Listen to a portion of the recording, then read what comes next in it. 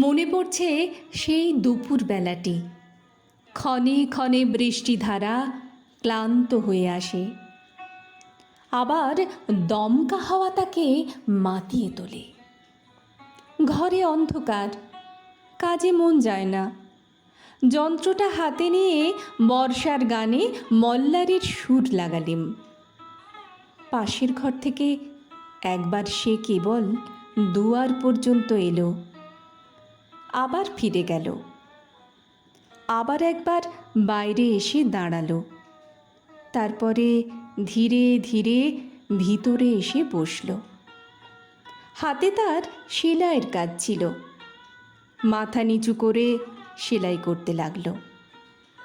তারপরে সেলাই বন্ধ করে জানালার বাইরে ঝাপসা গাছগুলোর দিকে চেয়ে রইল।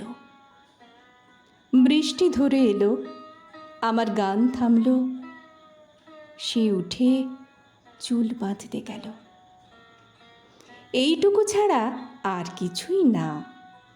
বৃষ্টিতে গানেতে অকাজে আঁধারে জড়ানো কেবল সেই একটি দুপুরবেলা। ইতিহাসে রাজা বাদশার কথা, যুদ্ধ বিগ্রহের কাহিনী সস্তা হয়ে ছড়াছড়ি যায়, কিন্তু একটি দুপুরবেলার ছোট একটু কথার টুকরো দুর্লভ রত্নের মতো কালির কৌটোর মধ্যে লুকোনো রইল। দুটি লোক তার খবর জানে।